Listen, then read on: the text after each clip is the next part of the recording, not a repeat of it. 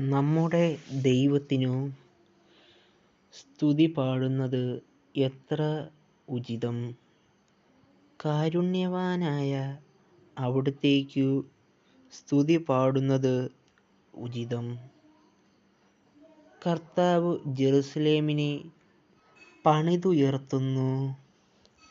ഇസ്രായേലിൽ നിന്നു ചിതറിപ്പോയവരെ അവിടുന്ന് ഒരുമിച്ചുകൂട്ടുന്നു. അവിടുന്ന് ഹൃദയം തകർന്നവരെ സൗഖ്യപ്പെടുത്തുകയും അവരുടെ മുറിവുകൾ വച്ചുകെട്ടുകയും ചെയ്യുന്നു.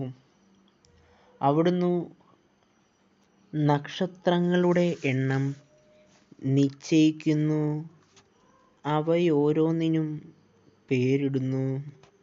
നമ്മുടെ കർത്താവ് വലിയവനും കരുത്തുറ്റവനുമാണ്. അവിടുത്തെ ജ്ഞാനം അളവറ്റതാണ്. കർത്താവ് എളിയവരെ ഉയർത്തുന്നു, ദുഷ്ടരെ തറപറ്റിക്കുന്നു. കർത്താവിനു കൃതജ്ഞതാഗാനം ആലപിക്കുവിൻ.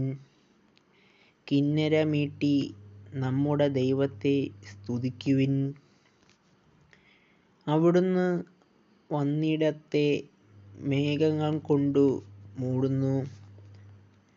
ഭൂമിക്കായി അവിടുന്ന് മഴയൊരുക്കുന്നു.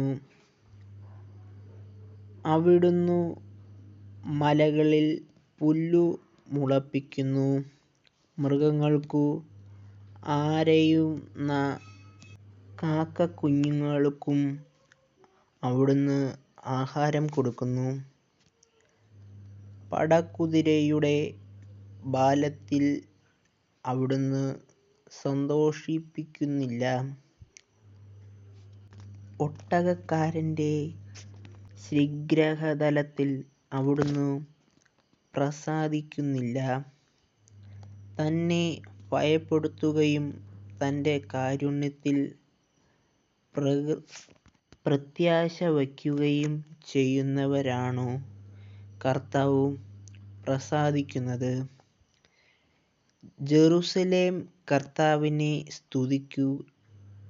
സീയോൻ നിന്റെ ദൈവത്തെ പുകഴ്ത്തുക.